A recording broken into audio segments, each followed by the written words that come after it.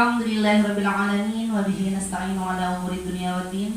Assalatu wassalamu ala asyrafil anbiya'i wal mursalin sayyidina Muhammadin wa ala alihi wa sahbihi ajma'in, amma ba'du. Rabbi syrah li sadri wa yassir li amri wa hlul 'uqdatam min lisani yafqahu qawli. Pertama, marilah kita panjatkan puji syukur kita kehadirat Allah Subhanahu wa taala yang pada hari ini, di siang ini kita masih diberikan kesehatan, nikmat iman dan juga nikmat Islam. Yang kedua, semoga salawat beserta salam tetap tercurah limpahkan ke hadirat Nabi besar Muhammad sallallahu alaihi wasallam. Allahumma shalli wa sallim. Yang mana berkat beliaulah semoga kita semuanya diberikan syafaatnya di yaumul akhirah nanti. Amin ya rabbal alamin. Baik teman-teman semuanya, ibu-ibu guru semuanya, marilah kita buka kegiatan kita pada hari ini dengan membaca basmalah bersama-sama. Bismillahirrahmanirrahim.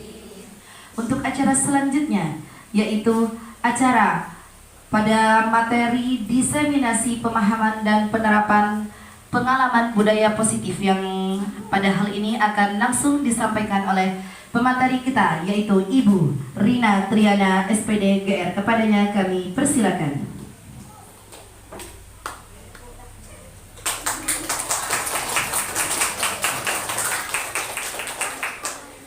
Ya, terima kasih Bu Zahra. Baik ibu-ibu, sebelum kita memulai acara ini, marilah kita bertepuk tangan dulu sebentar. Ya, mana semangatmu? Ini semangatku. Go yeah! Kurang kompak sekali lagi. Mana semangatmu? Ini semangatku. Ini semangatku. Go go yeah! Alhamdulillah. Baik ibu-ibu ya semuanya, hari ini saya akan memaparkan tentang diseminasi pemahaman dan penerapan pengalaman budaya positif. Baik, saya selanjutnya. Iya, di sini mengenai konsep inti budaya positif. Di sini konsep inti budaya positif diantaranya yaitu ada perubahan paradigma belajar, disiplin positif, nilai-nilai kebajikan, kebutuhan dasar manusia, motivasi perilaku manusia, posisi kontrol guru, keyakinan kelas, dan yang terakhir yaitu segitiga restitusi. Selanjutnya, pembelajaran dengan paradigma baru atau perubahan paradigma. Baik ibu-ibu, silakan semuanya berkelompok antara A dan B seperti itu. Silakan berhadapan.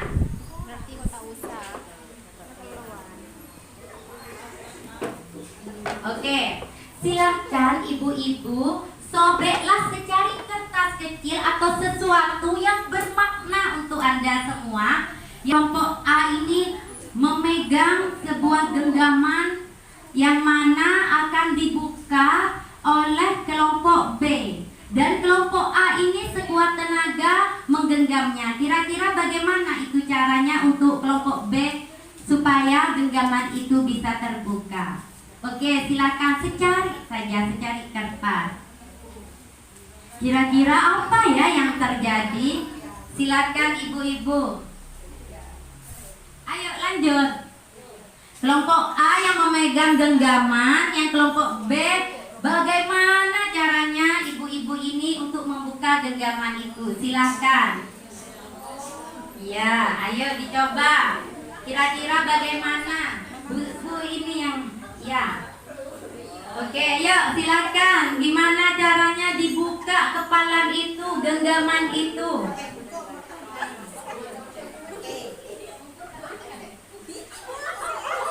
Ya, bagaimana? Bisa dibuka? Apa yang terjadi kira-kira? Susah, ada yang dipaksa. Kira-kira siapa yang pemegang kontrol di situ? Yang A apa yang B? Coba acungkan tangan, tidak keroyokan. Ya, betul. Kelompok A. Kelompok A yang memegang kendali atau kontrol di situ. Sama halnya dengan ibu-ibu semua ya. Ibu-ibu semua di sini memegang kontrol besar terhadap pendidikan siswa di sekolah atau murid. Yang terjadi ketika siswa itu atau murid berada di kontrol ibu-ibu, insya Allah mereka tertuntun dan terarah selanjutnya. Terima kasih, kertasnya ditaruh. Perubahan paradigma dengan teori kontrol atau ilusi kontrol oleh Dr. William Glasser, yang mana di sini ada miskonsepsi. Katanya ilusi guru mengontrol murid. Apa benar seperti tadi ilusi guru mengontrol murid? Sebenarnya yang terjadi di sini, murid dengan pasrah apa adanya sudah memberikan kepada guru untuk mau dikontrol seperti itu. Kalau mereka tidak mau dikontrol, apa yang terjadi? Mereka pasti tidak akan suka. Jadi ini miskonsepsi jika guru mengontrol murid. Yang terjadi di situ murid yang bersedia untuk mau dikontrol oleh seorang guru.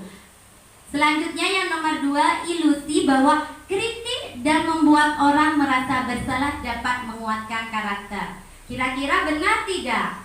Kalau kritik dan membuat orang merasa bersalah itu menguatkan karakter, kira-kira bagaimana? Ada yang tahu? Contohnya seperti ini. Alesa berbuat salah, tetapi tidak kita tegur. Kira-kira itu akan membentuk suatu karakter Alesa atau bagaimana? Tidak. Kenapa kok tidak? Karena tidak terevaluasi. Karena tidak terevaluasi. Apalagi? Karakter negatif, dan itu tidak termotivasi dari dalam dirinya. Jadi ilusi ini keliru, karena bisa jadi kritik dan membuat orang merasa bersalah itu dapat menguatkan karakter, itu keliru. Karena apa? Jika karakternya itu negatif, maka perlu kita arahkan. Selanjutnya, ilusi bahwa semua penguatan positif efektif dan bermanfaat. Kira-kira bagaimana kalau yang ini?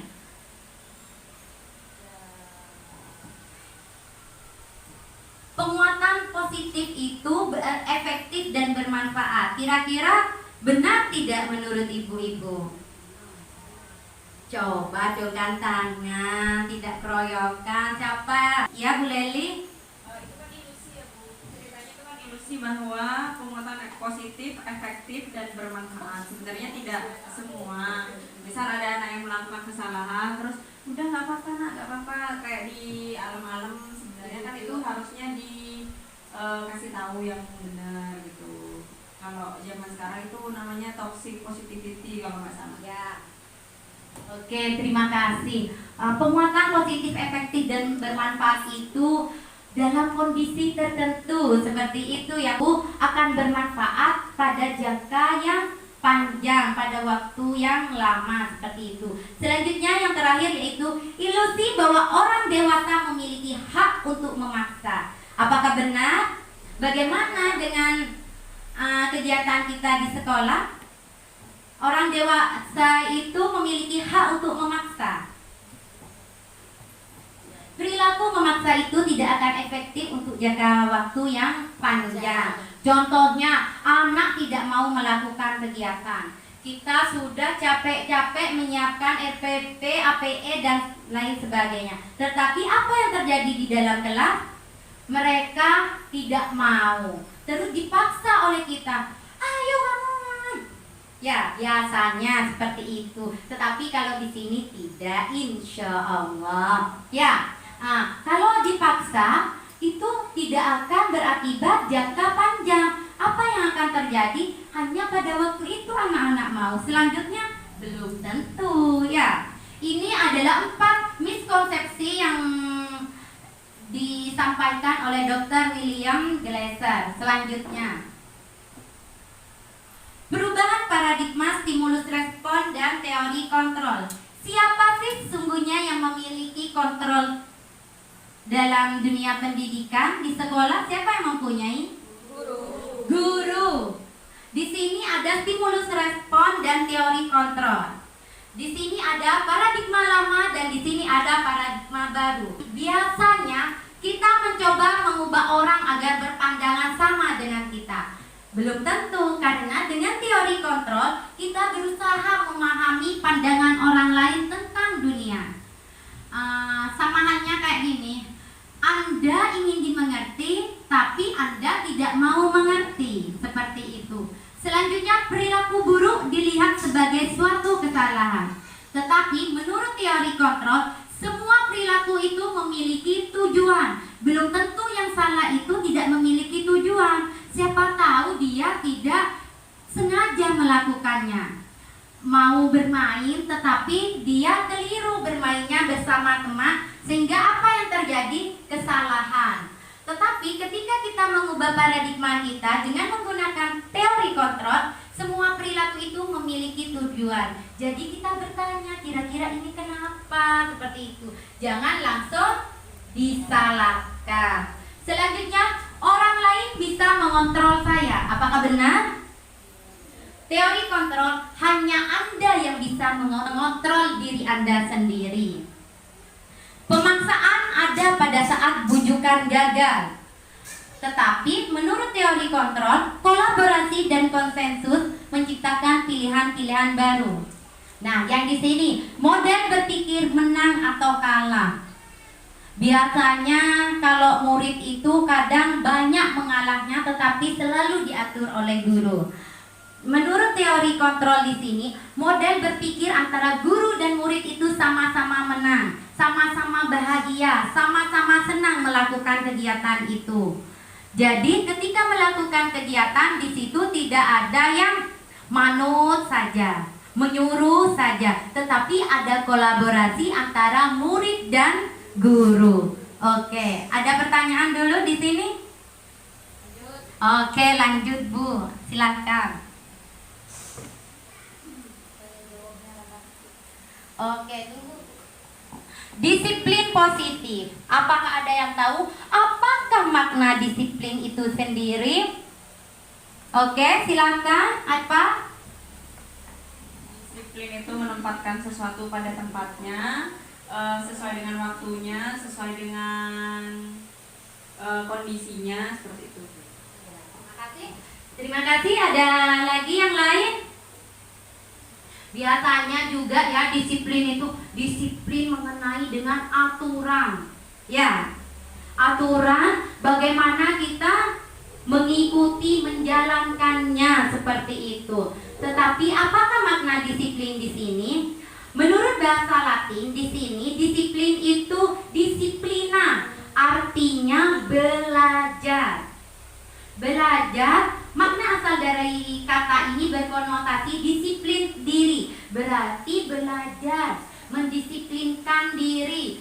Seorang yang memiliki disiplin diri berarti mereka bisa bertanggung jawab terhadap apa yang dilakukannya, karena mendasarkan tindakan mereka pada nilai-nilai kebajikan yang universal.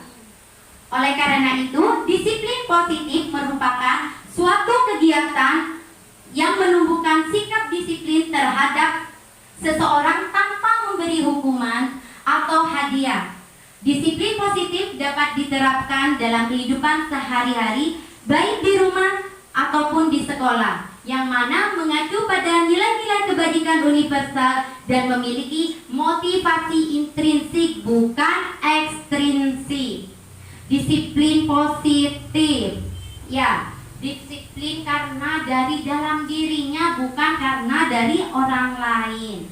Biasanya, wah, ada aturan di sekolah nih. Aturannya jam 7 harus sampai di sekolah. Tetapi karena bukan dari dirinya, dia selalu datangnya bagaimana? Kadang tidak tepat waktu, sering terlambat, seperti itu ya. Karena bukan dari dalam dirinya motivasi itu, tapi dari luar. Oke, selanjutnya. Disiplin positif di sini berkaitan dengan nilai-nilai kebajikan. Yang mana nilai-nilai kebajikan ini sifat-sifat positif manusia yang merupakan tujuan mulia yang ingin dicapai setiap individu. Setiap perilaku atau perbuatan memiliki suatu tujuan yang mana tadi disampaikan oleh Dr. William Glasser pada teori kontrol. Dengan mengaitkan nilai-nilai kebajikan yang diyakini seseorang, maka motivasi intrinsiknya akan terbangun sehingga menggerakkan motivasi dari dalam untuk dapat mencapai tujuan mulia yang diinginkan. Nah, kira-kira nilai-nilai kebajikan itu apa saja ya? Nilai-nilai kebajikan itu ada banyak. Di antaranya seperti profil pelajar Pancasila, yang mana kita meyakini dengan beriman bertakwa kepada Tuhan Yang Maha Esa dan berakhlak mulia. Kalau kita tidak yakin, tidak mungkin kita melaksanakan. Seperti melaksanakan apa? Sholat, yang mana juga dibiasakan di sekolah untuk anak-anak, yaitu sholat duha. Selanjutnya yaitu ada mandiri. Bagaimana ya anak-anak meyakini supaya mereka bisa meletakkan sesuatu di situ dengan sendirinya. Bernalar kritis, ketika ada tanya jawab, dia mampu bertanya sesuai dengan ide-ide yang dia miliki. Berkebenekaan global, bergotong royong dan kreatif. Insya Allah semua di seluruh Indonesia sudah memiliki profil pelajar Pancasila seperti itu.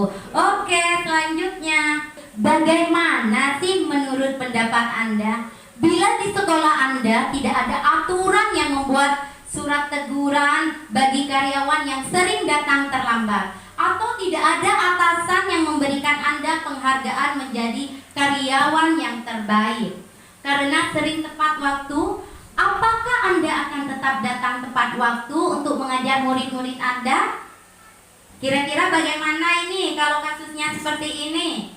Datang terlambat, tidak ada teguran, tetapi ada yang selalu tepat waktu dan tidak ada teguran juga dari atasan. Kira-kira kalau menurut ibu-ibu, kalau ada kasus seperti ini, bagaimana jika dikaitkan dengan budaya positif yang barusan? Kira-kira siapa yang tahu? Apa yang akan Anda lakukan seperti itu jika posisinya seperti ini? Terima kasih waktunya. Mungkin kondisi di sekolah tidak akan terkontrol sehingga secara kasar amburadul semua ya. Bagi teman yang sudah punya rasa tanggung jawab yang disiplin tadi, kadang-kadang ya pernah terjadi ke diri saya mungkin ya pengalaman. Kita sudah berusaha sebaik mungkin, tetapi karena melihat kawan-kawan lebih banyak yang amburadul tadi, sehingga kita menurun ke sikap disiplin kita. Mungkin itu saja dari saya. Terima kasih. Sami-sami, terima kasih. Baik. Nah, jadi kira-kira menurut ibu-ibu, apakah disiplin itu sudah mulai dari dalam diri atau masih dari luar? Dari luar. Maka dari itu yuk semuanya ya, mulai dari dalam diri. Motivasi intrinsik itu paling penting ya untuk melakukan sesuatu. Apakah kita masih perlu nih menunggu atasan kita untuk memberikan hadiah sehingga kita bisa datang tepat waktu? Tidak perlu. Maka dari itu mulai dari sekarang, mulai dari besok, kita mendisiplinkan dalam segala hal ya. Entah itu datang tepat waktu ke sekolah, sholatnya tepat waktu, seperti itu dan lainnya. Oke, selanjutnya. Kebutuhan dasar manusia adalah segala sesuatu yang kita lakukan untuk mendapatkan apa yang kita inginkan. Seluruh tindakan yang kita lakukan memiliki tujuan tertentu. Semua usaha terbaik yang kita lakukan adalah dalam rangka agar kebutuhan dasar kita terpenuhi dengan baik. Apa saja sih kebutuhan dasar manusia itu? Di sini ada 5 kebutuhan dasar. Yang pertama yaitu mengenai bertahan hidup.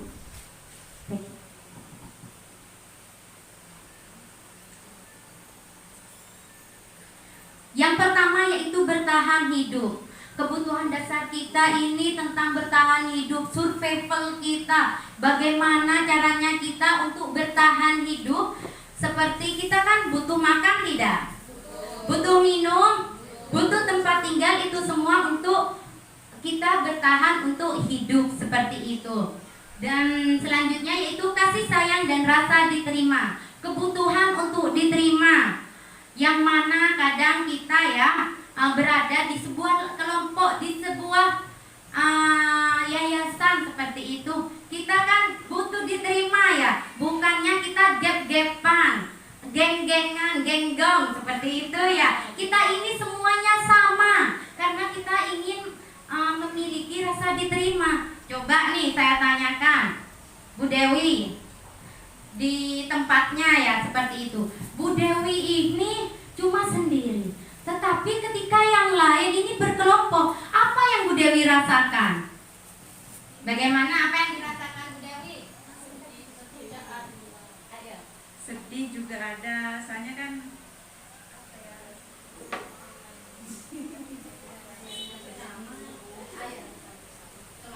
ya kan biasanya kan kumpul gitu pas sendirian, kayak gimana gitu kan rasanya. Rasanya tidak enak ya, sama halnya seperti pada murid kita. Murid kita jika ada yang sendiri, terutama yang bagian ABK ya ibu-ibu ya, jangan biarkan mereka sendirian seperti itu. Tetapi ajak sosialnya mereka. Tidak bisa jalan kita bantu untuk berada di dekat teman-temannya yang lain. Bukannya pas tidak apa-apa, wong ini tidak bisa gimana, biarin main sama saya, diberi stimulasi. Stimulasi itu Bu, masih banyak Bu ya kebutuhan yang mereka miliki. Kalau rasa diterimanya kurang, sosialnya kurang, apa yang akan terjadi pada masa depan mereka? Kasihan kan ya? Mulai dari sekarang yuk, bagaimana nih nanti persiapannya. Selanjutnya yaitu kekuasaan dan penguasaan. Kebutuhan pengakuan atas kemampuan. Kebutuhan ini menjadi harga diri, keinginan untuk dianggap dan meninggalkan pengaruh melalui kegiatan-kegiatan seperti saya ingin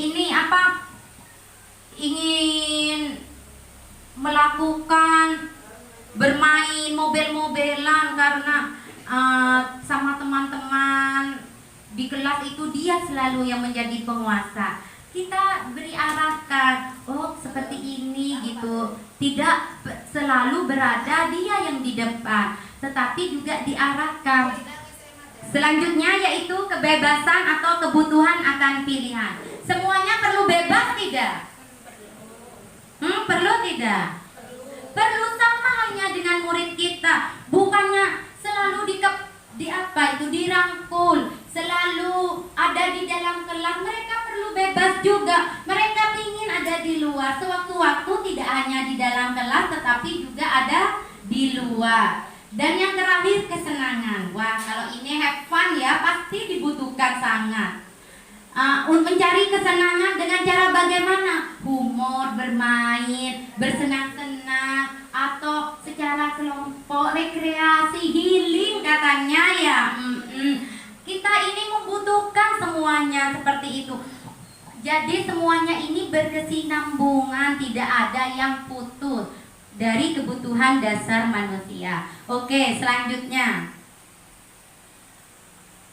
Nah, oke, di sini ada studi kasus nih. Yazdan, seorang anak TKA, selalu berlari keluar kelas menuju jalan raya di depan sekolahnya yang ramai dengan kendaraan. Tingkahnya membuat guru Bu Epi bingung dan seringkali lari mengejarnya. Ada beberapa kemungkinan jawaban yang diberikan Yazdan. Identifikasi kebutuhan yang ingin dipenuhi oleh Yazdan. Jika respon Yazdan seperti ini, aku senang main kejar-kejaran dengan ibu guru, seru. Nah, kira-kira kebutuhan dasar apa yang dibutuhkan oleh Yazdan ini? Ada kebebasan, penguasaan, cinta dan kasih sayang. Kira-kira identifikasi kebutuhan dasar apa yang Yazdan butuhkan? Silakan acungkan tangan. Ya apa? Kesenangan. Kesenangan. Oke, tepuk tangan dulu tuh, Baby. Kira-kira kenapa kok bisa kebutuhan dasar kesenangan itu ya?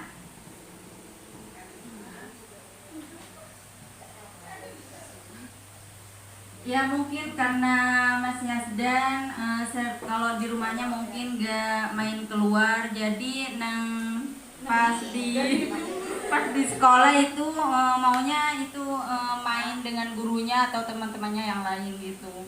Yang dicari itu kesenangannya. Ya Terima benar kasih. ya, tepuk tangan untuk Bu Wiwi.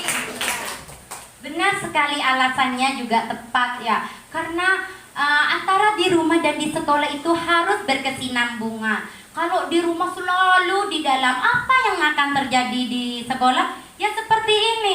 Kebutuhan dasarnya kurang terpenuhi, jadi ketika nyampe di sekolah dia dengan senangnya melakukan seperti itu. Oke, selanjutnya.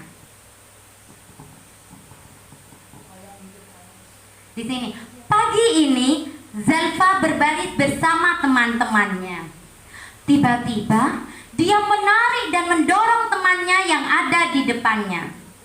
Menurut Anda, kebutuhan apa yang berusaha dipenuhi oleh Zalfa? Jika jawabannya seperti ini, kebutuhan dasar yang mana yang Zalfa butuhkan? Aku ingin berbaris di antara mereka, bukan berada di belakang terus.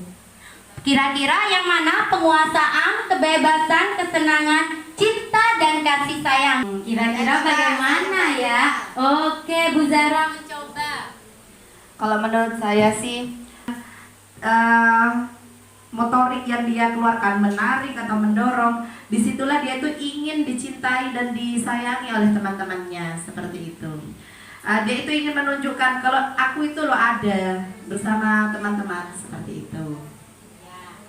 Oke, coba ya kita lihat bersama apakah jawabannya. Neneng. Cinta dan kasih sayang. Oke. Di sini cinta dan kasih sayang sudah terjelas ya, di sini berada di belakang terus katanya. Sehingga dia menarik dan mendorong. Karena apa? Karena dia ingin merasa diterima seperti itu. Bukan aku ada di sini tapi kok tidak ada yang menemani. Ya, seperti itu. Oke, lanjut. Selanjutnya di sini motivasi perilaku manusia. Ada 3 motivasi perilaku manusia. Yang pertama yaitu untuk menghindari ketidaknyamanan atau hukuman. Yang kedua, mendapatkan imbalan dari orang lain atau institusi. Dan yang terakhir, menghargai diri sendiri.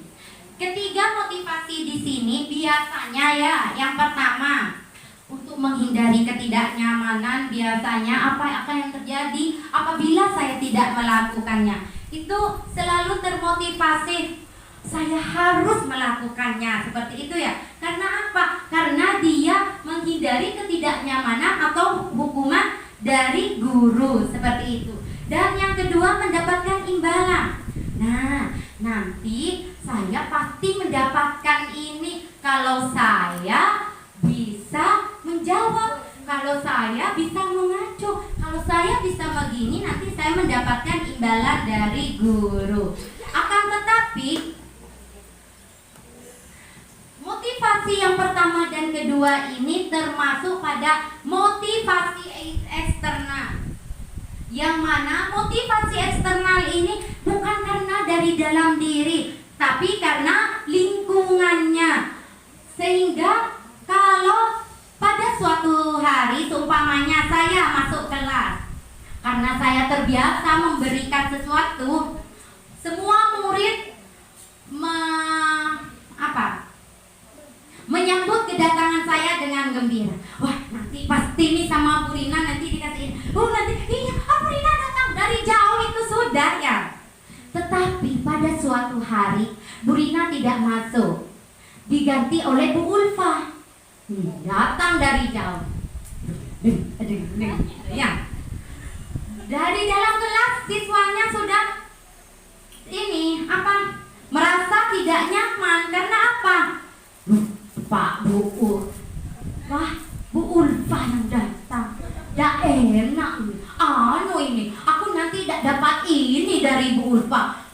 ini orangnya gini. Nah, sama halnya jika motivasi eksternal tidak datang dari murid-murid Anda, pasti pola pikirnya seperti itu.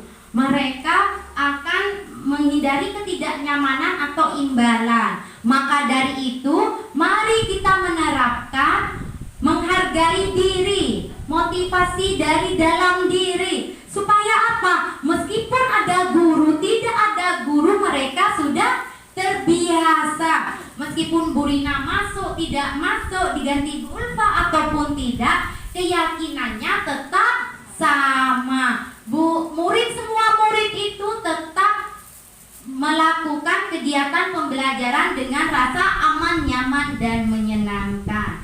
Motivasi internal itu tujuan dari disiplin positif. Seperti tadi, kalau sudah dari dalam diri, maka apapun akan dilakukan dengan sendirinya. Di samping motivasi perilaku manusia tadi, pasti ada hukuman, konsekuensi, restitusi. Kan tadi biasanya gini, untuk menghindari hukuman ya, yang biasa memberi hukuman nih, guru-guru nih ya, hindari. Biasanya itu bersifat negatif. Tetapi kalau konsekuensi yang kita berikan itu bersifat netral, yang restitusi positif. Biasanya seperti ini juga, awas kalau dilakukan lagi ya, nanti awas kamu. Ada muridnya bermain terus tidak diberesin, bu gurunya datang, tadi ini tidak seperti ini, awas kalau besok seperti ini lagi, awas kamu ya, gitu. Nah, kamu nadanya juga, cara penyampaiannya. Tetapi kalau konsekuensi, murid atau anak taat belajar aturan. Mereka merapikannya sendiri, mereka tanpa disuruh. Dan ketika restitusi, murid atau anak belajar memecahkan masalah. Langsung dia, oh kalau selesai bermain nih, saya harus merapikan pada tempatnya. Kalau selesai begini, saya harus begini, tanpa disuruh.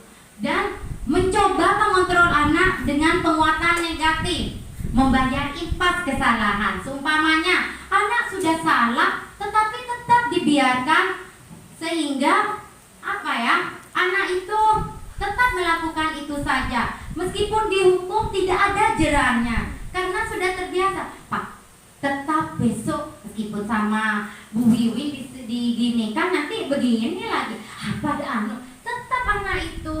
Dan konsekuensi, mencoba mengontrol anak dengan penguatan positif.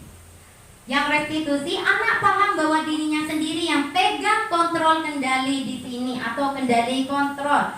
Jadi, ketika ada bu guru atau tidak, mereka memegang kontrol sendiri dari dalam diri. Nah, di sini hukuman itu termasuk identitas gagal. Hukuman termasuk apa, teman-teman? Identitas gagal. Sedangkan konsekuensi dan restitusi di sini termasuk identitas sukses. Ibu guru semua di sini ingin muridnya gagal atau sukses? Ayo semuanya kita menerapkan konsekuensi atau restitusi. Oke, selanjutnya. Nah, ada studi kasus nih. Hukuman atau konsekuensi. Mencatat 100 kali di dalam buku dengan kalimat saya tidak akan terlambat lagi karena terlambat ke sekolah. Biasanya kan ada ya murid itu datang terlambat, terus ada gurunya sudah menunggu. Terlambat terus nih. Silakan kamu tulis 100 kali di dalam buku dengan kalimat saya tidak akan datang terlambat. Kira-kira ini termasuk hukuman atau konsekuensi? Hukuman. Coba acungkan tangan. Oke, Bu Diana, hukuman atau konsekuensi? Hukuman. Hukuman. Alasannya kenapa? Karena sudah ditetapkan oleh gurunya, disuruh nulis saya tidak akan terlambat lagi. Oke, ada lagi yang lain?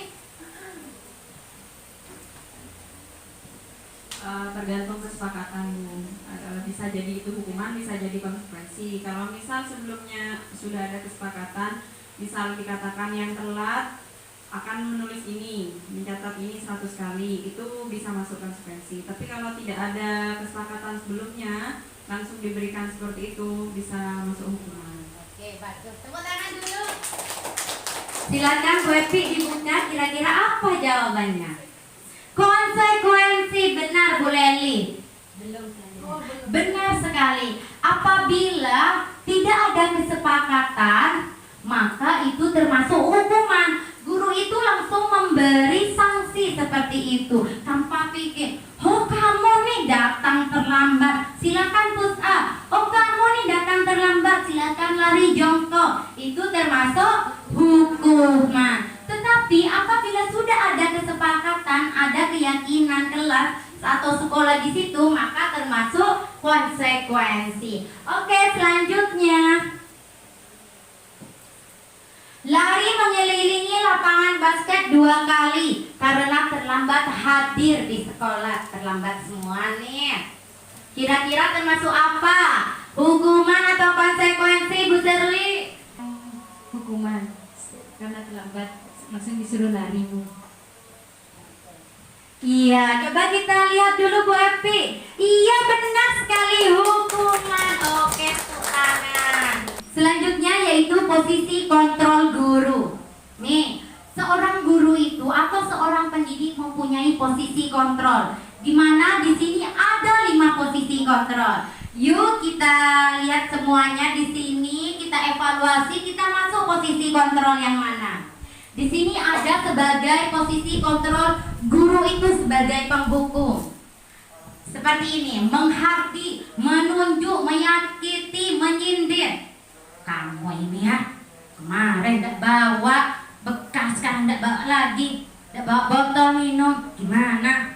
Ya itu sebagai penghukum. Tetapi kalau membuat orang-orang muridnya itu merasa bersalah seperti ini, berceramah dan mengatakan, seharusnya kamu itu bawa, tidak lupa terus, bentar-bentar lupa begini. Kalau sebagai teman membuatkan alasan-alasan untuk muridnya, tidak apa, tidak bawa, mau apa, mau beli di sini. Oh iya, yuk sama Bu Guru yuk. Itu sebagai teman. Tetapi kalau sebagai pemantau, dilihat terus, kemarin sudah ada bawa, sekarang tidak bawa lagi. Kira-kira besok bagaimana? Dipantau terus muridnya tuh ya.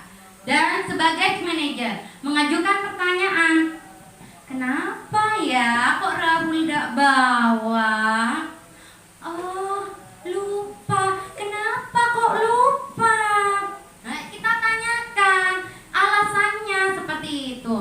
Dan selanjutnya juga ada yang seperti ini, memberontak. Hasilnya kalau kita sebagai penghukum, murid itu akan memberontak, menyalahkan orang lain untuk berbohong. Biasanya karena sering dihukum pengen menghindar. Enggak Bu, ini yang melakukan tadi. Ini Bu, ibunya sudah kamu, gitu ya. Tetapi jika sebagai pembuat merasa bersalah, menyembunyikan, menyangkal, berbohong, dia tidak jujur kalau dia yang melakukan. Kalau sebagai teman, ketergantungan. Kalau dia salah karena ada gurunya yang sudah selalu menyelamatkan seperti itu, selalu ada di posisinya, dia menganggap enteng. Oh, ada ibu ini nanti anak saya. Oh, ini begitu. Pemantau menyesuaikan diri bila diawasi. Sedangkan manajer menguatkan pribadinya bahwa saya ini kalau keliru apa itu bisa melakukannya, seperti itu. Ya, seperti ini ibu-ibu ya posisi dari kontrol guru. Oke, selanjutnya kita lihat ya di sini kira-kira kita termasuk posisi kontrol yang mana. Silakan simak video ini baik-baik ya. Oke, lanjut Bu.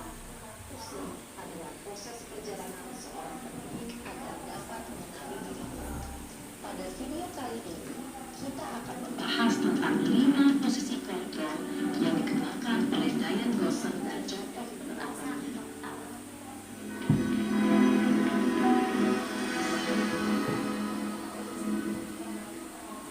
5 posisi kontrol itu adalah: 1. Posisi penghukum, 2. Posisi pembuat merasa bersalah, 3. Posisi teman, 4. Posisi pemantau atau monitor, dan 5. Posisi manajer. Untuk lebih memahami kelima posisi tersebut, mari kita saksikan kasus Naren yang terlambat hadir 20 menit di sekolah dan melihat bagaimana kelima posisi kontrol dalam menghadapi masalah tersebut.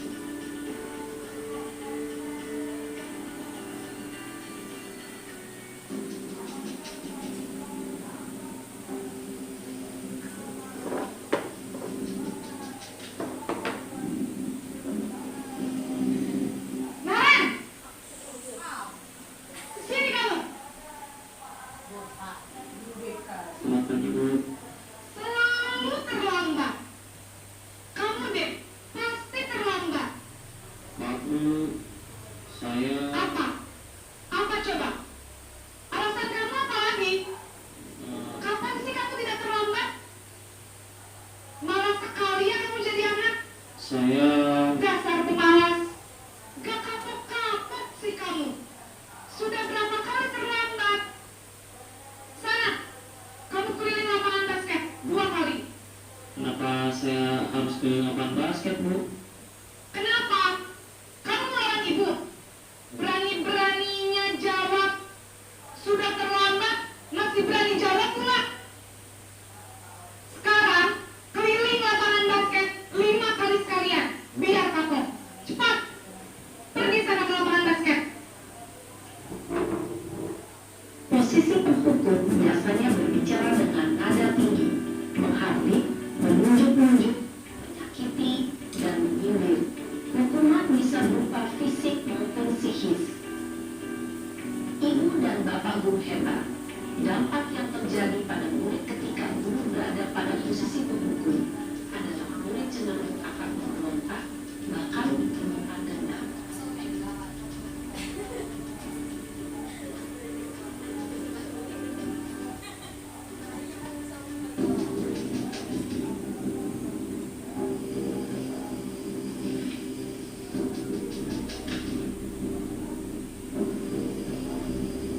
Naren!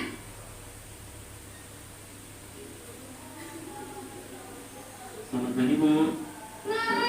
Naren. Kamu kenapa terlambat lagi, nak? Ya Tuhan, Naren. Kamu senang ya bikin ibu susah ya? Kalau kamu terlambat lagi, nanti ibu yang ditegur bapak kepala sekolah, nak. Disangka ibu tidak bisa membina kamu. Duh, gimana ini? Maaf, Bu. Gusti Naren. Kamu suka ya kalau ibu ditegur bapak kepala sekolah? Terus, sekarang ibu harus tulis apa ini di buku absen? Ini kamu sudah sering terlambat loh. Ibu harus apa coba? Maaf, Bu. Maaf sekali. Ya sudah, lain kali jangan bikin ibu susah lagi ya nak ya. Ibu tidak akan kuat lagi kalau kamu begini terus. Bisa jantungan kalau ibu tegur bapak kepala sekolah. Sana cepat ke kelas. Maaf ya, Bu. Maaf sekali. Posisi pembuat rasa bersalah berbicara dengan nada tenang, cenderung lembut, namun kata-kata yang diutarakan membuat murid merasa menjadi orang yang gagal, memandang buruk dirinya sendiri, merasa tidak berharga, dan tidak sanggup membahagiakan orang lain. Ketika guru mengambil posisi pembuat rasa bersalah, murid akan menganggap dirinya yang bersalah dan ia akan menyimpan emosi negatif tersebut di dalam dirinya.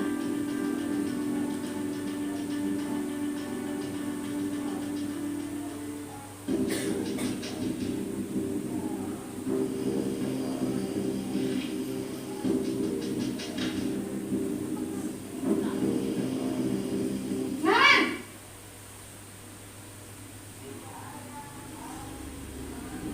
Selamat pagi, Bu. Wah, sudah jam berapa ini nak? Terlambat lagi ya sayang. Iya, Bu. Habis Ibu saya lupa bangunkan saya, Bu.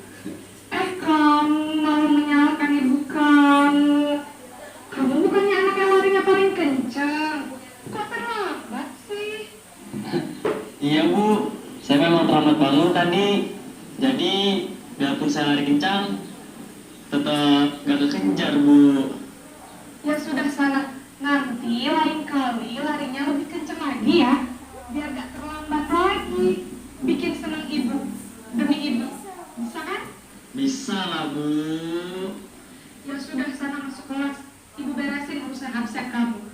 Kamu ini ada-ada saja. Dalam posisi teman, guru berbicara dengan nada suara ramah, akrab, cenderung bersenda gurau untuk menjaga suasana tetap santai. Murid akan merasa senang, aman, dan akrab dengan guru. Identitas yang tercipta adalah identitas sukses atau berhasil. Namun, perlu diingat, karena ini masih dorongan eksternal, maka ada faktor ketergantungan dari murid kepada orang tertentu.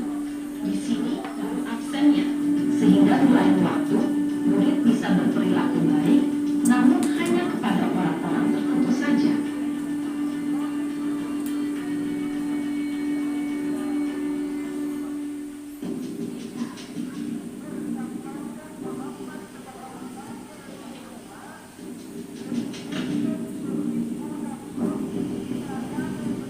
Naren!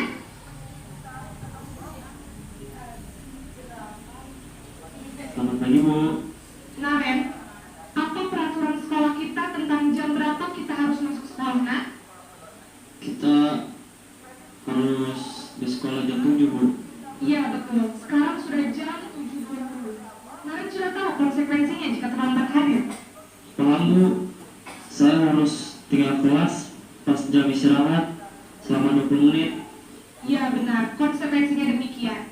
Jadi nanti jam 9.30 pas istirahat, kamu harus tinggal di kelas, kerjakan tugas tambahan untuk ketertinggalan kamu, ya? Baik, Bu.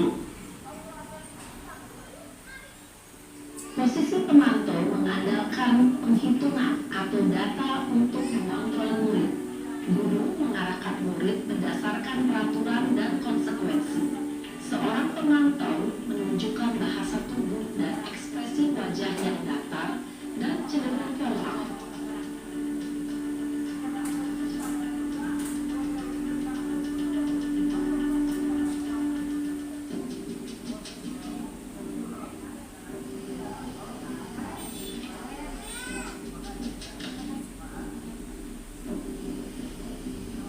Naren!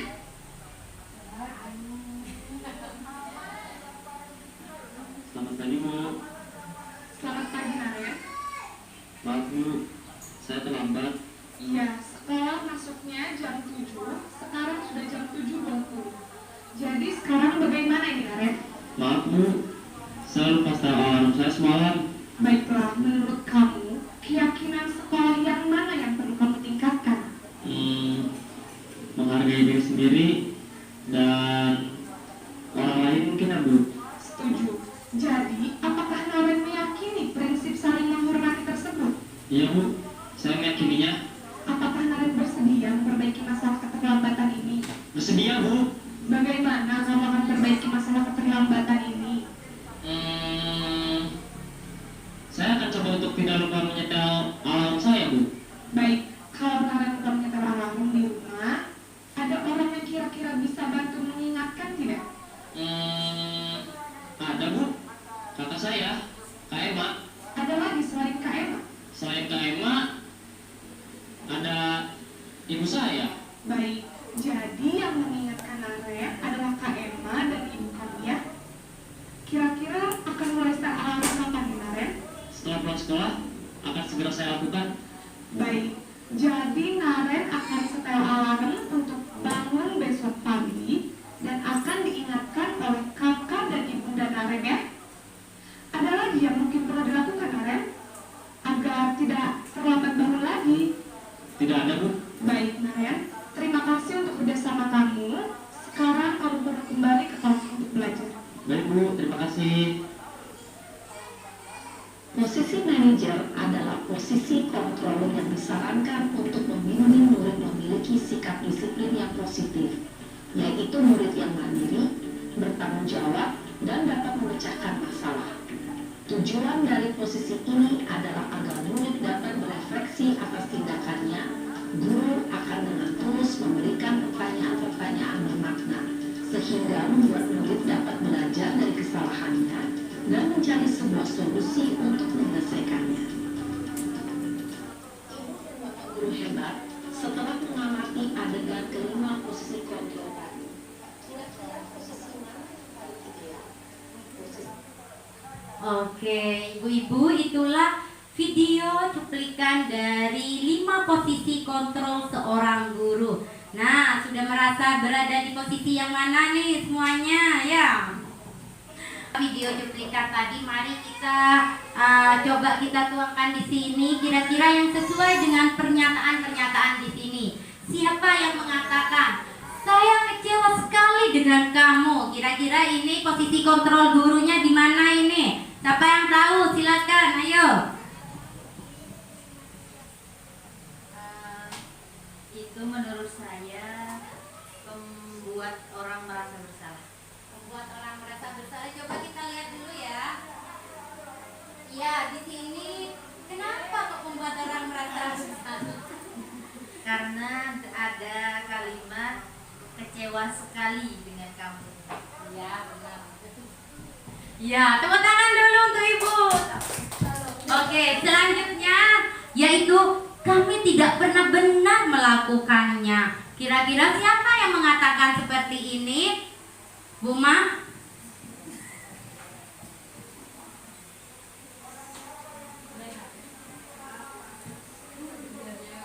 Ayo silakan. Kalau menurut saya termasuk ke penghukum. Penghukum karena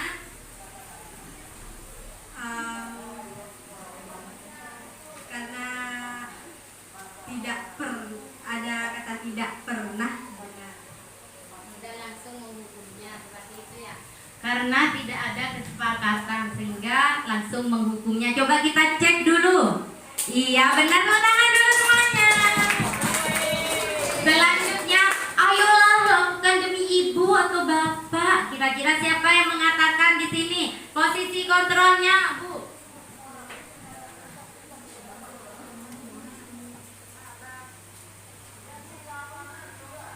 Posisi kontrol teman. Sebagai teman. Oke, coba kita cek. Cek dulu. Kenapa ya kok bisa sebagai teman?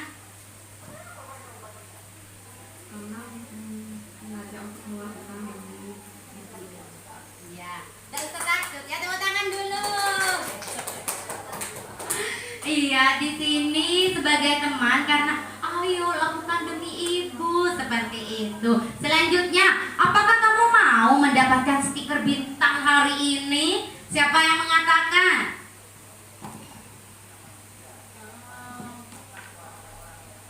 Ini menurut saya masuk ke kontrol imbalan, Bu. Kontrol imbalan. Atau penghargaan seperti itu. Coba kita cek dulu. Ternyata di sini sebagai pemantau. Karena gurunya di sini selalu memantau kegiatan temannya sehingga Oke, selanjutnya bagaimana kamu bisa menyelesaikan masalah ini? Coba kita cek, kira-kira apa ibu-ibu? Manajer, coba kita lihat. Iya benar, selanjutnya kamu selalu paling yang terakhir. Mana?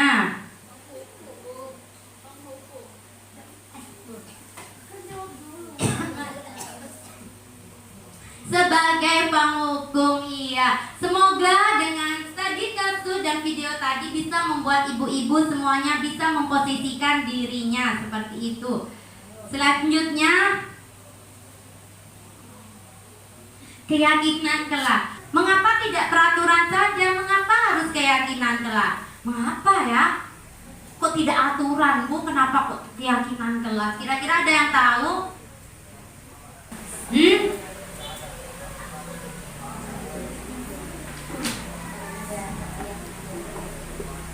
Menurut saya karena itu sudah dibuat oleh siswanya sendiri, keyakinan siswa yang di dalam kelas tersebut.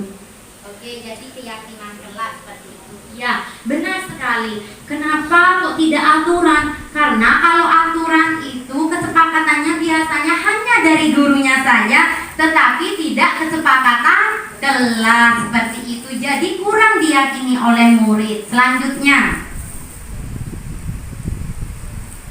apa itu keyakinan kelas? Keyakinan kelas yaitu segala sesuatu yang berkaitan dengan kenyamanan dan terkandung dalam satu keyakinan, di mana dalam membentuk keyakinan kelas melibatkan seluruh warga kelas untuk berbagi pendapat satu sama lain serta ditinjau ulang dari waktu ke waktu. Di sini ada tujuan dari keyakinan kelas. Yang pertama yaitu menumbuhkan budaya positif di kelas maupun di luar. Menumbuhkan rasa kebersamaan antar teman dan guru. Yang ketiga, menciptakan lingkungan belajar yang aman, nyaman, menyenangkan, dan kondusif. Yang keempat, membentuk pembiasaan yang baik. Apabila sudah ada keyakinan kelas, maka tujuannya itu akan tercapai, di mana kegiatan itu akan merasa aman, nyaman, menyenangkan, kondusif, tanpa ada keributan. Selanjutnya, Bu, cara membentuk keyakinan kelas. Yang pertama, seluruh siswa terlibat dalam membuat keyakinan kelas. Buka ruang diskusi. Keyakinan kelas tidak terlalu banyak supaya siswa mudah mengingat dan memahami. Menggunakan kalimat positif. Keyakinan kelas yang dibentuk dapat diterapkan di lingkungan kelas. Perlu adanya tinjauan kembali mengenai keyakinan kelas dari waktu ke waktu agar tetap relevan. Pajang keyakinan kelas di tempat yang bisa dilihat oleh warga kelas. Oke, selanjutnya.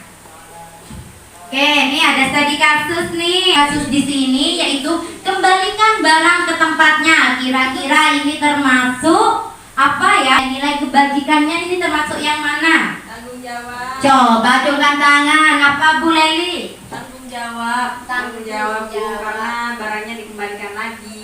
Ya, dengan sendirinya. Karena ada motivasi internal. Coba kita lihat.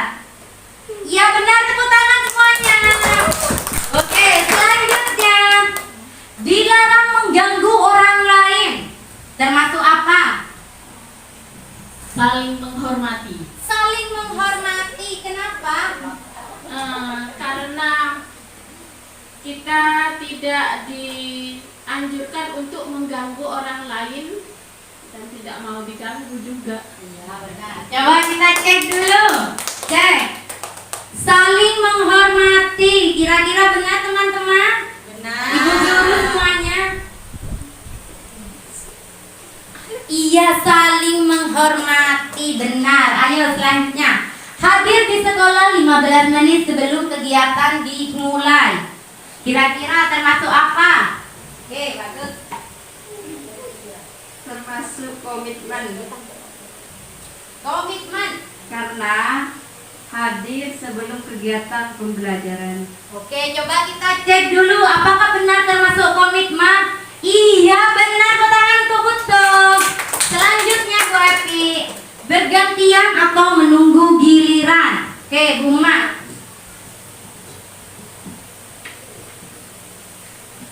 Termasuk menghormati orang lain. Karena Karena menunggu giliran, tidak menerobos. oke, tidak menerobos, mengantri seperti itu. Kita lihat dulu. Wah, benar, tepuk tangan semuanya. Menghormati orang lain. Selanjutnya, sayang teman dan guru. Kira-kira ini termasuk nilai keyakinan yang mana? Ya. Menurut saya peduli, Bu. Peduli, coba. Kenapa kok peduli? Ya karena saling sayang. Coba dicek dulu, Bapak. Dicek dulu. Ya, peduli, Masya Allah. Sudah bisa semuanya. Ternyata tepuk tangan dulu. Oke, selanjutnya Bu Evi. Coba, apa yang Anda pikirkan tentang ini?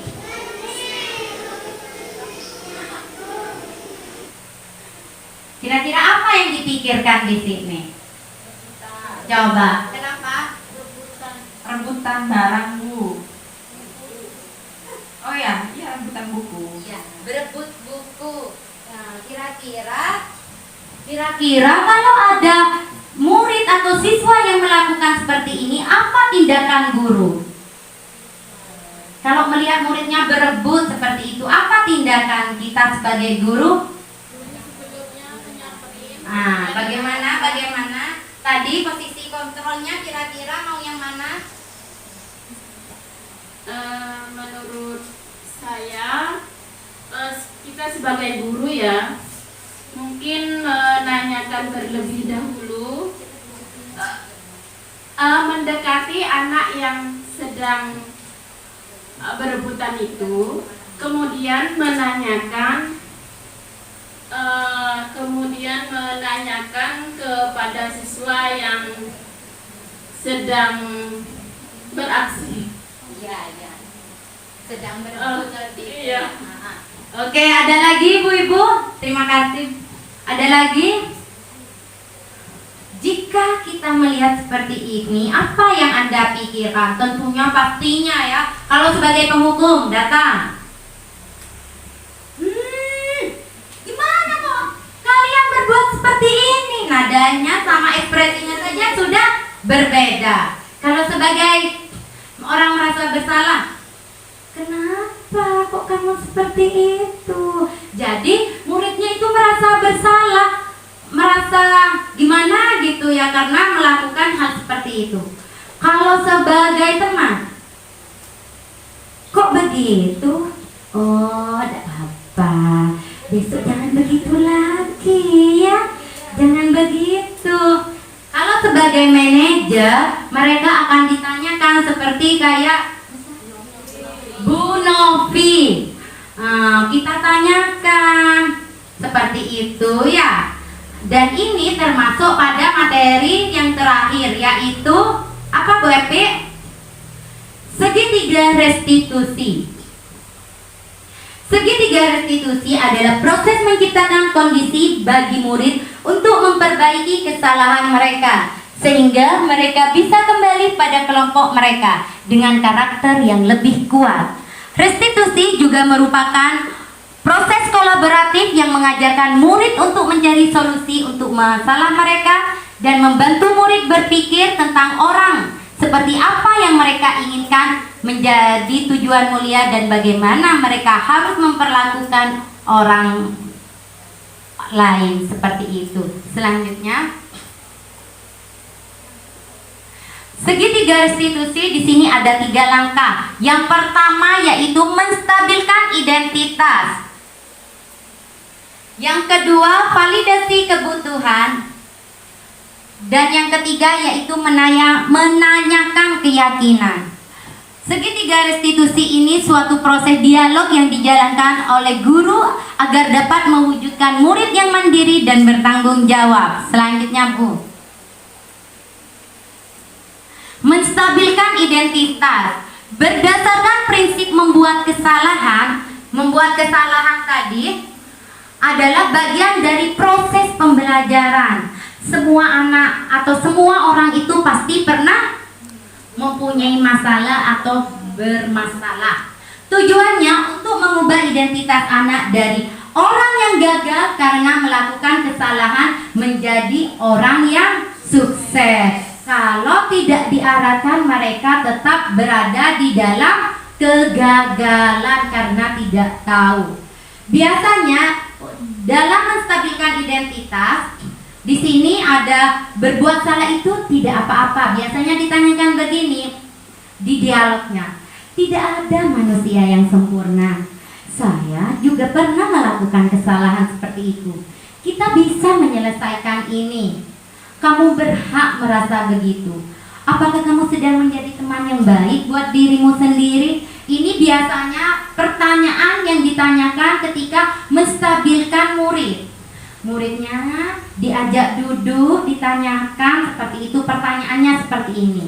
Bukan sebagai penghukum langsung, kamu kok dibuat seperti itu, seperti ini. Tetapi kita stabilkan dulu masalahnya. Supaya apa? Supaya murid tidak merasa takut, tidak minder, tidak terlalu merasa bersalah seperti itu. Selanjutnya Bu Epi, validasi tindakan yang salah. Berdasarkan prinsip setiap perilaku manusia berupaya memenuhi suatu kebutuhan tertentu. Biasanya mereka melakukan seperti itu karena kebutuhan dasarnya tidak terpenuhi. Contohnya, kalau di piramida perkembangan kebutuhannya itu anak ini selalu mukul-mukul. Berarti apanya yang belum tuntas? Motorik halusnya, taktilnya kurang tuntas, belum terarah. Taktilnya belum terarah. Nah, di sini validasi tindakan yang salah. Kita biasanya sebagai guru mengatakannya seperti ini. Padahal kamu bisa melakukan yang lebih buruk dari ini ya. Tanyakan ke siswanya, kamu pasti punya alasan mengapa melakukan hal itu. Kamu patut bangga pada dirimu sendiri karena kamu telah melindungi sesuatu yang penting buatmu. Kayak tadi itu genggaman ya. Kalau itu berharga pasti ada kan temannya, biasanya murid itu antar murid pengen punya teman yang lainnya, dikejar kemana-mana, satunya tidak mau memberi. Itu validasi tindakan yang salah seperti ini. Kamu patut untuk mempertahankannya karena itu punyamu sebagai itu, bukan pas kamu ini harus berbagi sesama teman. Ingat kan bukan seperti itu juga ya. Kamu boleh mempertahankan sikap itu, tapi kamu harus menambahkan sikap yang baru. Oke, selanjutnya Bu Epi. Menanyakan keyakinan kelas. Di sini yang terakhir ya. Berdasarkan prinsip teori kontrol, bagian ini termasuk motivasi secara apa? Intrinsik dari dalam diri. Biasanya pertanyaan seperti ini. Apa yang kita percaya sebagai kelas atau keluarga? Kegiatan segitiga restitusi ini tidak hanya untuk di sekolah tetapi bisa diterapkan di rumah. Apa nilai-nilai umum yang kita telah sepakati? Apa bayangkan kita tentang kelas yang ideal? Kamu mau jadi orang yang seperti apa? Atau kita tanyakan kembali, apakah kamu masih ingat tentang keyakinan kelas kita? Seperti itu ya. Oke, selanjutnya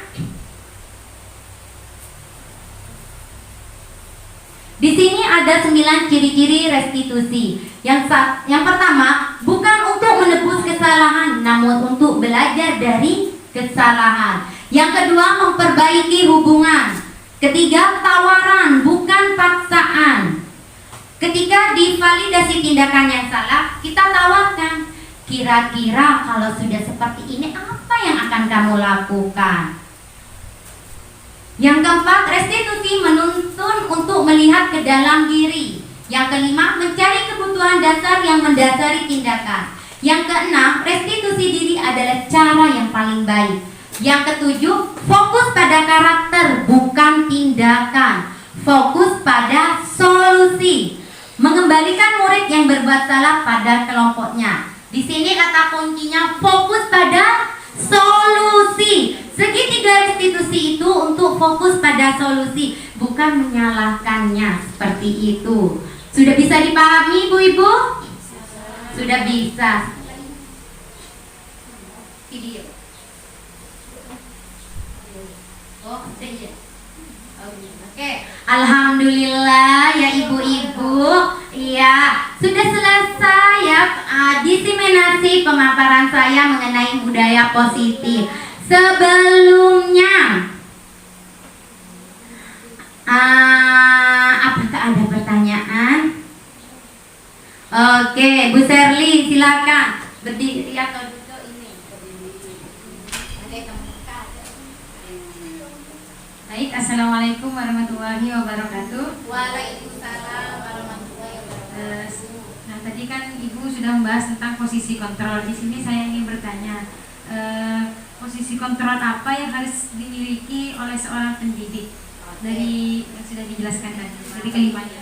Oke, terima kasih Bu Charlie. Baik, Bu, di sini kan tadi ada 5 posisi kontrol. Yang mana sebaiknya kita sebagai pendidik menerapkan posisi itu? Kita kira-kira mau menerapkan yang mana ya? Kalau penghukum bagaimana? Apakah bisa diterapkan? Idealnya 5 posisi kontrol yang sebaiknya dimiliki oleh seorang pendidik itu yaitu manajer. Kenapa kok manajer, Bu?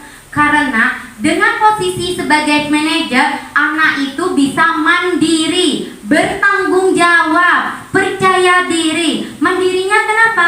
Dia sudah bisa menyelesaikan masalahnya sendiri dan bertanggung jawab atas apa yang sudah dilakukan. Jadi saya berharap setelah ini semuanya memposisikan diri sebagai manajer seperti itu. Oke, ada lagi? Ya. Terima kasih Bu. Ini pertanyaan saya ya. Apa dampak dari adanya segitiga restitusi? Terima kasih. Oke, hampir sama kan. Di sini dampaknya yaitu ketika guru dan siswa melakukan sebuah permasalahan, penyelesaian masalah dengan menggunakan segitiga restitusi, maka siswa akan tidak merasa dirinya benar-benar bersalah seperti itu, tetapi mereka akan bertanggung jawab untuk menyelesaikan masalahnya. Di sini tadi sebelumnya Bu Epi di situ menyelesaikan solusi ya. Kenapa kok melakukan segitiga restitusi? Dikembalikan lagi pada muridnya untuk menyelesaikan solusi, bukan pada gurunya. Bukan guru yang menyelesaikan masalah itu, tetapi kembalikan pada muridnya. Supaya apa? Ketika dia sudah terbiasa dari sejak dini membiasakan menyelesaikan masalahnya sejak dini, maka ketika sudah mereka ada di masyarakat atau sudah berkeluarga, dia tidak perlu bingung lagi untuk menyelesaikannya karena dia sudah tahu seperti itu. Seperti itu, Bu. Oke, ada? Kalau tidak ada, saya tutup ya. Terima kasih semuanya atas kerjasamanya. Semoga diseminasi ini bisa diterapkan langsung oleh ibu-ibu. Budaya positifnya semoga bisa ditingkatkan kembali apa yang sudah ada di sekolah. Dan semoga ini bermakna dan bermanfaat untuk kedepannya. Saya akhiri. Assalamualaikum warahmatullahi wabarakatuh.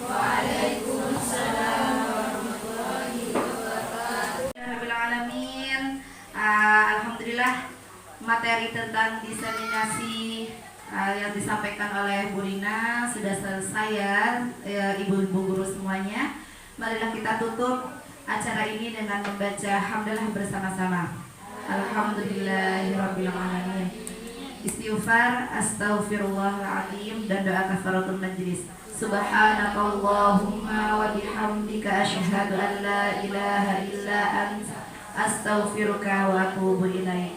Saya sebagai pemandu acara pada kegiatan kita pada hari ini mengucapkan mohon maaf jika ada salah-salah kata dan tingkah laku saya yang kurang berkenan di hati ibu-ibu semuanya. Wabillahi taufiq wal hidayah. Wassalamualaikum warahmatullahi wabarakatuh. Beri tepuk tangannya dulu buat Bu Rina. Masya Allah.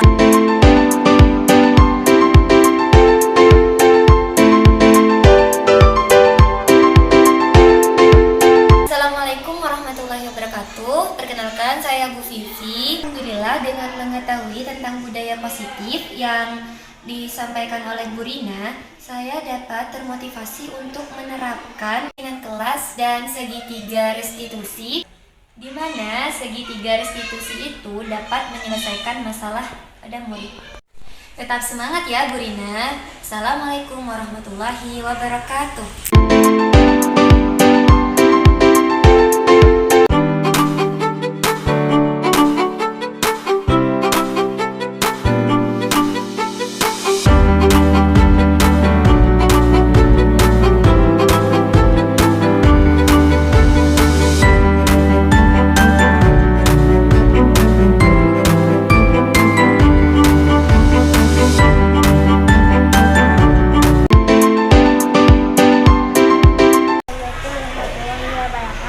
Nama saya Biba. Saya bisa menerapkan budaya positif. Saya sangat bersemangat dan senang melakukan kegiatan keyakinan kelas. Pembuatan keyakinan kelas sangat penting.